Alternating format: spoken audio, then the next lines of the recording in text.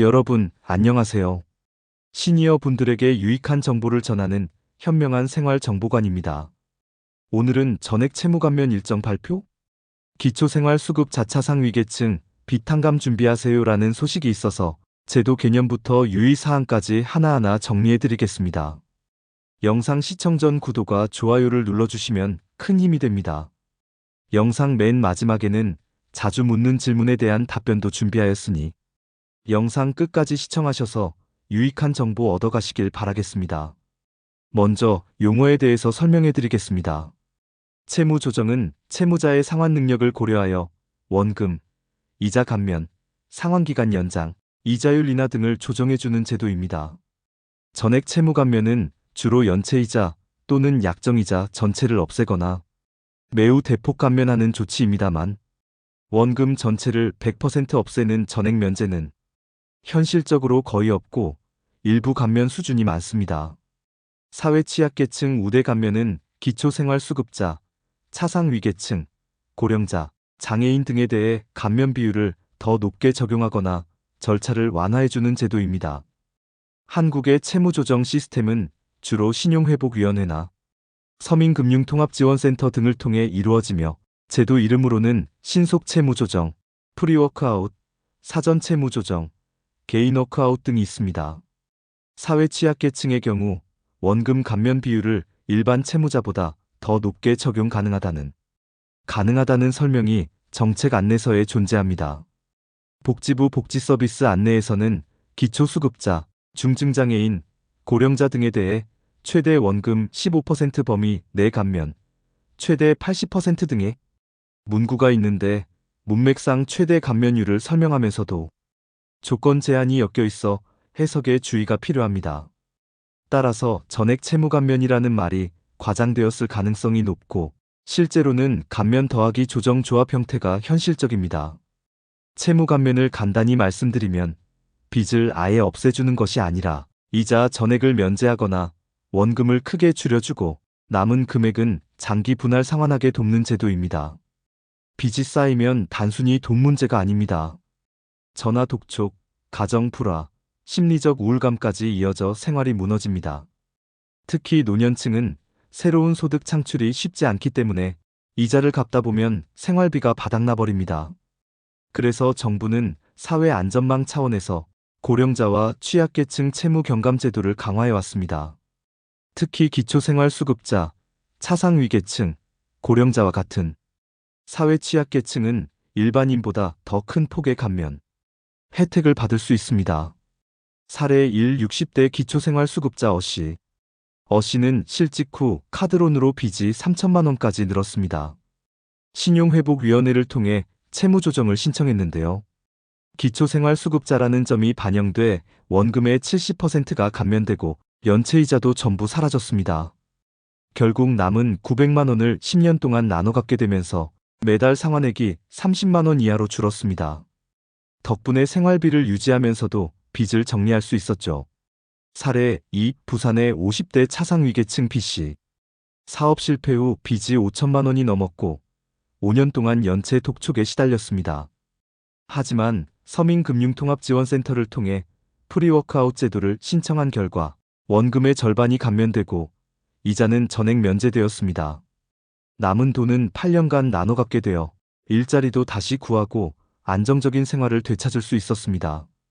사례 3. 70대 고령자 장애인 C씨.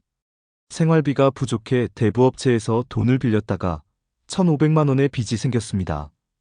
복지관을 통해 상담을 연결했고 기초연금 수급자라는 점이 인정되어 원금 80% 감면을 받았습니다. 남은 300만 원은 5년에 걸쳐 매달 5만 원만 갚으면 되도록 조정되었죠. 이제야 숨통이 트인다는 말씀을 하셨습니다. 이렇게 사회 취약계층일수록 감면 폭이 더 크다는 점이 사례를 통해 확인됩니다. 장점으로는 1. 채무 부담 완화. 감면이나 이자 경감이 되면 상환 부담이 줄어들어 생활 안정 가능하며 채권 추심 압박이 완화되어 심리적 스트레스 감소할 수 있습니다. 2. 사회 취약계층 보호. 기초생활수급자, 차상위계층, 장애인, 고령자 등에게 더 유리한 조건 적용 가능하며 채무 과부담이 복지 수급 등 다른 생활에 악영향 미치는 악순환을 막는 효과가 있습니다. 3. 경제적 재기 가능성. 채무 부담이 줄면 다시 소득 활동에 집중할 여건 마련할 수 있고, 장기적으로는 채무 불이행자 증가를 막고 금융체계 건전성을 위해도 도움을 줄 수 있습니다. 단점 리스크로는 1. 재정 부담, 형평성 문제. 국가나 금융기관 입장에서 감면하는 채무는 손실로 작용할 수 있고, 감면 대상과 비대상 사이의 형평성 논란 발생 가능합니다. 2. 도덕적 해이 모럴 해저드. 채무를 부담 없이 갚아도 된다는 인식이 확산되면 일부는 제도를 악용하려는 유인이 될 수 있습니다. 3. 제도 복잡성 앤드 절차 리스크. 감면 조건, 심사 기준 등이 복잡하고 지연 발생 가능하며 신청 절차, 증빙 요건, 금융사동회 등 현실적 걸림돌 존재입니다. 4. 신용 등급 영향. 채무 조정이나 일부 감면 처리 시 신용기록에 남아 이후 금융거래, 대출 등에 불리할 수 있습니다. 전문가 의견 고려할 점. 여러 금융, 복지 전문가들은 전액 감면이라는 용어 사용은 조심해야 한다고 경고합니다. 대체로 감면 가능한 비율에는 상한이 있고, 감면 대상 채무 종류 연체이자, 약정이자, 원금 등에 따라 다르게 적용됩니다. 감면보다는 채무 조정 중심 정책이 더 현실적이라는 시각이 많습니다. 즉, 일부 감면 더하기 상환기간 조정 더하기 이자율 인하 조합이 더 현실적이고 지속 가능하다는 분석입니다. 또 한편에서는 취약계층에 대한 우대 조치가 꼭 필요하다는 주장도 강하기 때문에 우대 기준을 엄격히 하여 대상이 아닌 사람에게도 불공정 감면 논란이 없는 체계가 중요하다는 지적이 있습니다. 실제로 정책 집행 시 청년층, 중산층 채무자 반발, 재정 여력 부족, 금융기관 반대 등의 현실적 장벽이 많다는 분석이 많습니다. 간단히 말해서 장점은 채무 부담이 크게 줄고 채권 독촉에서 벗어나며 안정된 생활을 회복할 수 있습니다. 단점은 국가나 금융기관의 손실이 커지고 제도를 악용하려는 일부 도덕적 해이 문제가 생길 수 있습니다. 또 채무 조정 이력이 신용기록에 남아 앞으로 대출받을 때 제약이 생길 수 있다는 점도 꼭 기억해야 합니다. 신청 방법과 절차. 신청은 신용회복위원회 또는 서민금융통합지원센터에서 할 수 있습니다. 또는 온라인 신청도 가능합니다. 신분증, 소득재산 증빙 서류, 채무 내역 자료만 준비하면 됩니다. 특히 기초생활수급자나 차상위계층 확인서가 있으면 훨씬 유리하게 조정됩니다. 절차는 상담, 신청, 심사, 조정안 확정, 상환 시작 순서로 진행됩니다. 신청만 해도 채권사의 독촉이 중단되는 경우가 많으니 부담이 덜어지실 겁니다. 자주 묻는 질문. 전액 감면이 가능할까요? 완전한 전액 면제는 매우 드물고 보통은 이자 더하기 일부 원금 감면 더하기 상환 조정 형태가 많습니다. 누가 대상이 되나요? 주로 기초생활수급자, 차상위계층, 고령자, 장애인 등 사회 취약계층이 우대 대상이 될 가능성이 높습니다. 감면 비율은 어느 정도인가요? 일부 안내에서는 원금의 80에서 90% 및 이자, 전액 범위까지 감면 가능하다고 하며 일반 채무자는 최대 70% 감면 가능하다는 안내도 있습니다. 절차는 어떻게 되나요?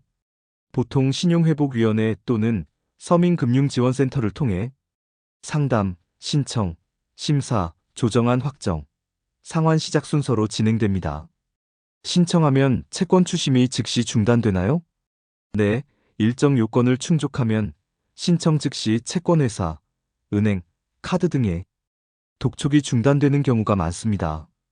신용등급에 안 좋은 영향이 있나요? 채무조정 이력이 신용기록에 남을 수 있어 향후 대출이나 금융거래에 제약이 있을 수 있습니다. 언제부터 시행되나요? 현재 공식 일정 발표는 확인되지 않았습니다. 만약 정부나 금융위원회 쪽에서 공표하면 그때부터 시행 가능성이 높습니다. 제도는 계속 바뀔 수 있으니 정부 발표나 금융감독원, 신보기 공식 공지를 꼭 살피셔야 합니다. 여러분, 빚 문제는 혼자 끌어안고 있을수록 더 커집니다. 숨기지 말고 꼭 공식 제도를 활용하시길 바랍니다. 오늘 말씀드린 채무감면 제도가 많은 어르신들의 삶에 새로운 희망이 되기를 바랍니다. 여러분께 도움이 되셨다면 구독과 좋아요 부탁드리고 앞으로도 생활에 꼭 필요한 정보들 전해드리겠습니다. 여러분의 삶이 조금 더 안정되길 진심으로 바랍니다. 감사합니다.